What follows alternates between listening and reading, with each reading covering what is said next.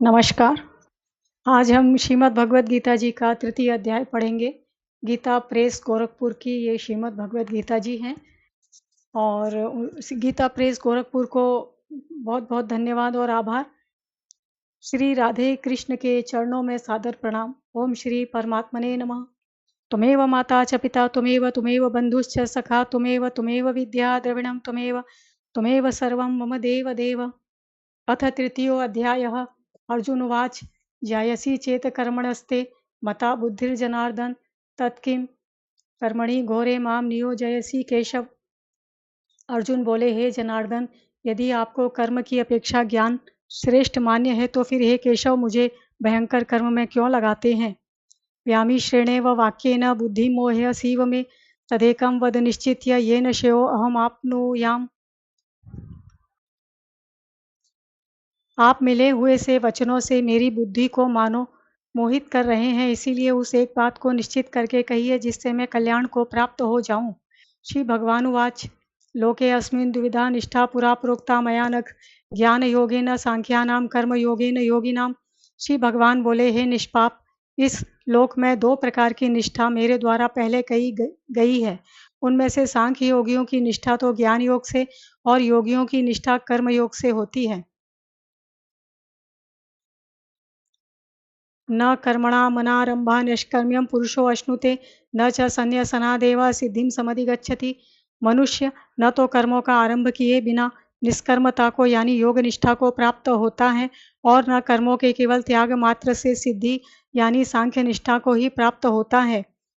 न हि कश्चित् क्षणमपि जातु तिष्ठत्य कर्मकृत कार्यते हवशः कर्म सर्वः प्रकृतिजैर्गुणैः। निःसंदेह कोई भी मनुष्य किसी भी काल में क्षण मात्र भी बिना कर्म किए नहीं रहता, क्योंकि सारा मनुष्य समुदाय प्रकृति जनित गुणों द्वारा परवश हुआ कर्म करने के लिए बाध्य किया जाता है। कर्मेंद्रियाणि संयम्य या आस्ते मनसा स्मरन इंद्रियार्थान विमूढ़ आत्मा मिथ्याचारः स उच्यते। जो मूढ़ बुद्धि मनुष्य समस्त इंद्रियों को हठ पूर्वक ऊपर से रोक कर मन से उन इंद्रियों के विषयों का चिंतन करता रहता है, वह मिथ्याचारी अर्थात दंभी कहा जाता है। यस्त्विन्द्रियाणि मनसा नियम्य रभते अर्जुन कर्मेन्द्रियैः कर्मयोगमसक्तः स विशिष्यते। किंतु हे अर्जुन, जो पुरुष यानी मनुष्य मन से इंद्रियों को वश में करके अनासक्त हुआ समस्त इंद्रियों द्वारा कर्मयोग का आचरण करता है, वही श्रेष्ठ है। यहाँ पुरुष शब्द मनुष्य के लिए है। नियतं कुरु कर्म त्वं कर्म ज्यायो है कर्मणः शरीर यात्रापि च तेन प्रसिद्ध येद कर्मणः। तू शास्त्र विहित कर्तव्य कर्म कर, क्योंकि कर्म न करने की अपेक्षा कर्म करना श्रेष्ठ है तथा कर्म न करने से तेरा शरीर निर्वाह भी नहीं सिद्ध होगा। यज्ञार्थात कर्मणो अन्यत्र लोकोऽयं कर्म बंधनः तदर्थम कर्म कौन्तेय मुक्त संघ समाचर। यज्ञ के निमित्त किए जाने वाले कर्मों से अतिरिक्त दूसरे कर्मों में लगा हुआ ही यह मनुष्य समुदाय कर्मों से बंधता है। इसीलिए हे अर्जुन, तू आसक्ति से रहित होकर उस यज्ञ के निमित्त ही भली भांति कर्तव्य कर्म कर। सह यज्ञाः प्रजाः सृष्ट्वा पुरोवाच प्रजापतिः अनेन प्रसविक्ष्वध्वमेष वो अस्त्विष्ट कामधुक्। प्रजापति ब्रह्मा ने कल्प के आदि में यज्ञ सहित प्रजाओं को रचकर उनसे कहा कि तुम लोग इस यज्ञ के द्वारा वृद्धि को प्राप्त हो और यह यज्ञ तुम लोगों को इच्छित भोग प्रदान करने वाला हो। देवान भावयतानेन ते देवा भावयन्तु वः परस्परं भावयन्तः श्रेयः परं वाप्स्यत। तुम लोग इस यज्ञ के द्वारा देवताओं को उन्नत करो और वे देवता तुम लोगों को उन्नत करें। इस प्रकार निःस्वार्थ भाव से एक दूसरे को उन्नत करते हुए तुम लोग परम कल्याण को प्राप्त हो जाओगे। इष्टान भोगानि वो देवा दास्यन्ते यज्ञ भाविताः तेर दत्तान प्रदायेभ्यो यो भुंक्ते स्तेन एव सः। यज्ञ के द्वारा बढ़ाए हुए देवता तुम लोगों को बिना मांगे ही इच्छित भोग निश्चय ही देते रहेंगे। इस प्रकार उन देवताओं के द्वारा दिए हुए भोगों को जो पुरुष उनको बिना दिए भोगता है वह चोर ही है। यहाँ पे पुरुष शब्द मनुष्य के लिए है। यज्ञ शिष्टाशिनः संतो मुच्यन्ते सर्वकिल्बिषेः भुंजते ते त्वघं पापाये पचन्त्यात्म कारणात्। यज्ञ से बचे हुए अन्न को खाने वाले श्रेष्ठ पुरुष सब पापों से मुक्त हो जाते हैं, और जो पापी लोग अपना शरीर पोषण करने के लिए ही अन्न पकाते हैं वे तो पाप को ही खाते हैं। पापी लोग और यानी सभी मनुष्यों के लिए हैं जो मनुष्य इस तरीके से स्वयं के लिए ही खाते पकाते हैं, दान पुण्य नहीं करते, तो उनको यहाँ पापी लोग कहा है। या किसी की मदद नहीं करते तो उनको ही पापी लोग कह दिया है। और जो यहाँ पुरुष शब्द है वो मनुष्य के लिए है, सभी मनुष्यों के लिए। अन्नाद् भवन्ति भूतानि पर्जन्यात् दण्डसम्भवः यज्ञात् भवति पर्जन्यो यज्ञः कर्म समुद्भवः कर्म ब्रह्मोद्भवं विद्धि ब्रह्माक्षर समुद्भवम तस्मात् सर्वगतं ब्रह्म नित्यम यज्ञ प्रतिष्ठितम। संपूर्ण प्राणी अन्न से उत्पन्न होते हैं, अन्न की उत्पत्ति वृष्टि से होती है, वृष्टि यज्ञ से होती है और यज्ञ विहित कर्मों से उत्पन्न होने वाला है। कर्म समुदाय को तू वेद से उत्पन्न और वेद को अविनाशी परमात्मा से उत्पन्न हुआ जान।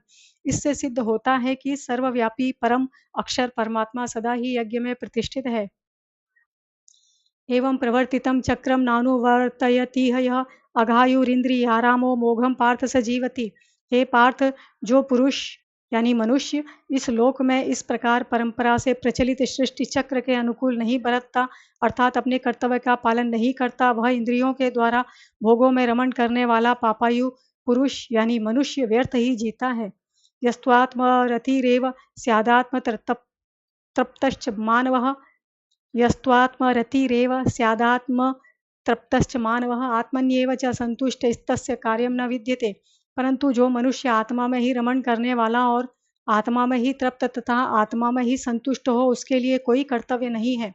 नैव तस्य कृतेनार्थो न कृते नेह कश्चन न चास्य सर्वभूतेषु कश्चिदर्थ विपाश्यः। उस महापुरुष का इस विश्व में न तो कर्म करने से कोई प्रयोजन रहता है और न कर्मों के न करने से ही कोई प्रयोजन रहता है, तथा संपूर्ण प्राणियों में भी इसका किंचन मात्र भी स्वार्थ का संबंध नहीं रहता। यहाँ उस महापुरुष जो कहा है वो महापुरुष शब्द है सोल कॉन्शियसनेस, जिसे स्वयं की जानकारी हो गई है, यानी वह स्वयं आत्मा आत्म रूप का अनुभव करता है, वह महापुरुष। और उसी आत्म स्वरूप में आत्मबोध में वह निर्णय लेता है, कार्य करता है, वही महापुरुष है। चाहे वह किसी भी शरीर में, किसी भी मनुष्य शरीर में यह अवस्था हो, उसे महापुरुष कहा गया है। तस्माद् सक्तः सततं कार्यं कर्म समाचर असक्तो ह्याचरण कर्म परमाप्नोति पुरुषः। तस्माद् सक्तः सततं कार्यं कर्म समाचर असक्तो ह्याचरण कर्म परमाप्नोति पुरुषः। इसीलिए तू निरंतर आसक्ति से रहित होकर सदा कर्तव्य कर्म को भली भांति करता रह, क्योंकि आसक्ति से रहित होकर कर्म करता हुआ मनुष्य परमात्मा को प्राप्त हो जाता है। कर्मणेव ही संसिद्धि मास्थिता जनकादयः लोक संग्रह मेवापि संपश्यन कर्तुमर्हसि। जनकादि ज्ञानी जन भी आसक्ति रहित कर्म द्वारा ही परम सिद्धि को प्राप्त हुए थे। इसीलिए तथा लोक संग्रह को देखते हुए भी तू कर्म करने को ही योग्य है, अर्थात तुझे कर्म करना ही उचित है। यद्ददाचरति श्रेष्ठस्तत् देवेतरो जनः स यत् प्रमाणम कुरुते लोकस्तदनुवर्तते। श्रेष्ठ पुरुष जो जो आचरण करता है, अन्य पुरुष भी वैसा वैसा ही आचरण करते हैं। वह जो कुछ प्रमाण कर देता है, समस्त मनुष्य समुदाय उसी के अनुसार बरतने लग जाता है। यहाँ पर पुरुष शब्द मनुष्य के लिए है, श्रेष्ठ मनुष्य यानी कि लीडर। न मे पार्थास्ति कर्तव्यम त्रिषु लोकेषु किंचन नानवाप्तम अवाप्तव्यम वर्त एव च कर्मणि। हे अर्जुन, मुझे इन तीनों लोकों में न तो कुछ कर्तव्य है और न कोई भी प्राप्त करने योग्य वस्तु अप्राप्त है, तो भी मैं कर्म में ही बरतता हूँ। यदि हे हम न वर्तेयम जातु कर्मणे तंद्रिता मम वर्ता मानुवर्तन्ते मनुष्याः पार्थ सर्वशः। क्योंकि हे पार्थ, यदि कदाचित मैं सावधान होकर कर्मों में न बरतूं तो बड़ी हानि हो जाए, क्योंकि मनुष्य सब प्रकार से मेरे ही मार्ग का अनुसरण करते हैं। उससी देयुरिमे लोकाना कुर्याम कर्म चेदहम शंकरस्य च कर्ता स्यामुपहन्यामिमाः प्रजाः। इसीलिए यदि मैं कर्म न करूं तो ये सब मनुष्य नष्ट भ्रष्ट हो जाएं और मैं संकरता का करने वाला हूँ तथा इस समस्त प्रजा को नष्ट करने वाला बनूं। सक्ताः कर्मण्य विद्वांसो यथा कुर्वन्ति भारत कुर्या द्विद्वान तथासक्तश्चिकीर्षु लोक संग्रहम।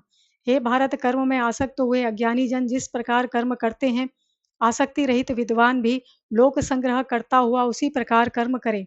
न बुद्धि भेदम जनयेद ज्ञानाम कर्म संगीनाम जो सयेत सर्वकर्माणि विद्वान युक्त समाचरण।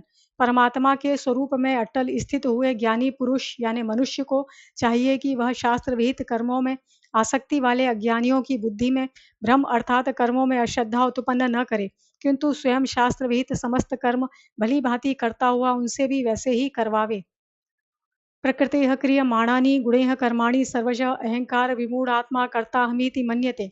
वास्तव में संपूर्ण कर्म सब प्रकार से प्रकृति के गुणों द्वारा किए जाते हैं, तो भी जिसका अंतःकरण अहंकार से मोहित हो रहा है, ऐसा अज्ञानी मैं करता हूँ ऐसा मानता है। तत्ववित्तु महाबाहो गुणकर्म विभागयोः गुणागुणेषु वर्तन्त इति मत्वा न सज्जते। परंतु हे महाबाहो, गुण विभाग और कर्म विभाग के तत्व को जानने वाला ज्ञान योगी संपूर्ण गुण ही गुणों में बरत रहे हैं ऐसा समझकर उनमें आसक्त नहीं होता। प्रकृतेर्गुण सम्मूढ़ाः सज्जन्ते गुण कर्मसु तान कृतस्न विदो मंदान कृतस्न विन्न विचालयेत।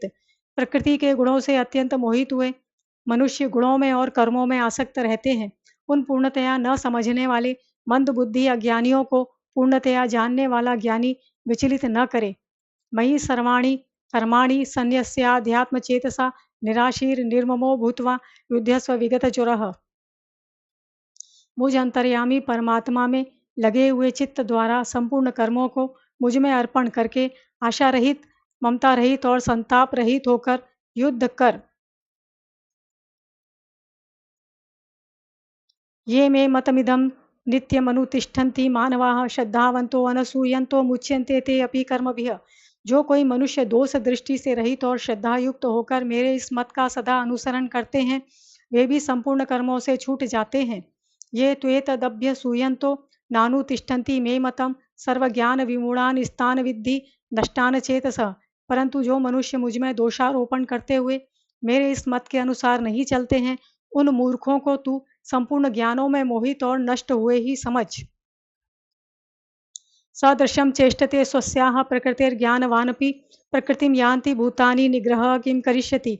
सभी प्राणी प्रकृति को प्राप्त होते हैं, अर्थात अपने स्वभाव के परवश हुए कर्म करते हैं।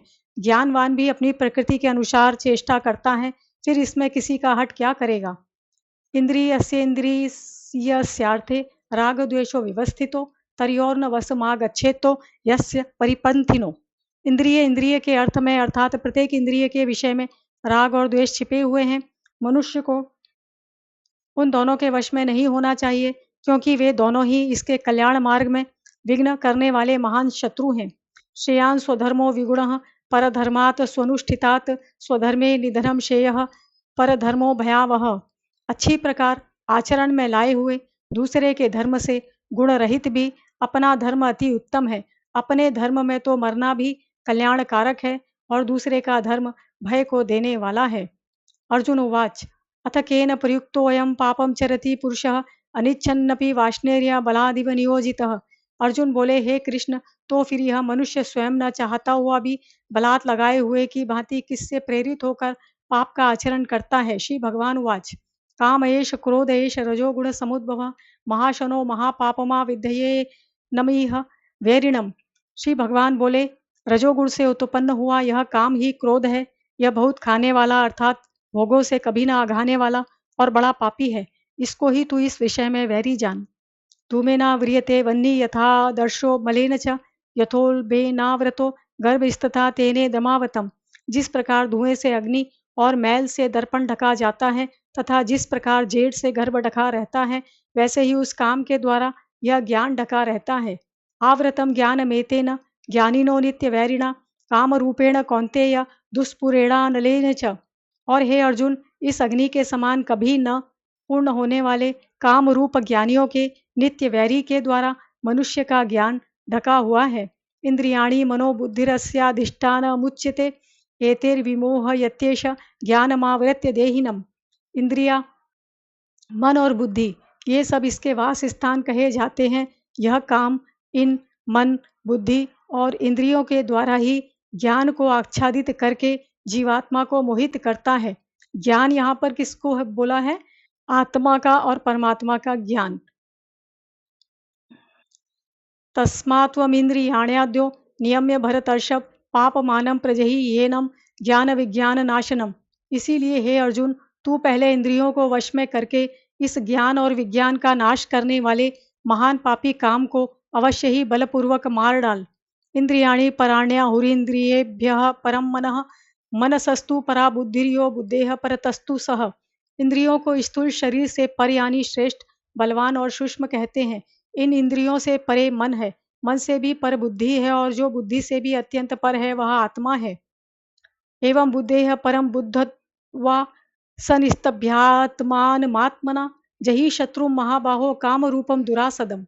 इस प्रकार बुद्धि से परे अर्थात सूक्ष्म, बलवान और अत्यंत श्रेष्ठ आत्मा को जानकर और बुद्धि के द्वारा मन को वश में करके हे महाबाहो तू इस काम रूप दुर्जय शत्रु को मार डाल।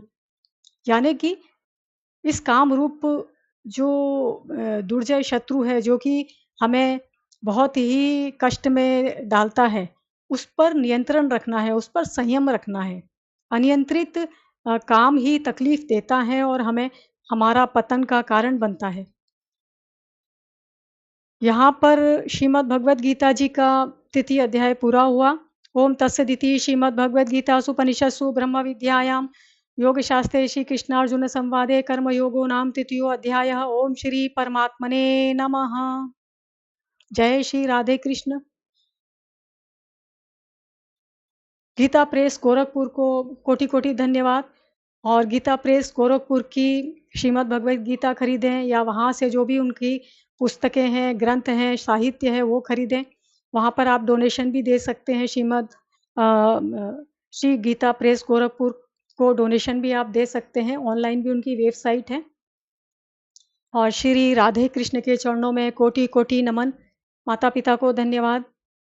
श्रीमद् भगवद गीता जी को कोटि कोटि प्रणाम। श्रीमद् भगवद गीता जी को कोटि कोटि प्रणाम। आप सभी को धन्यवाद। सभी का मंगल हो। धन्यवाद।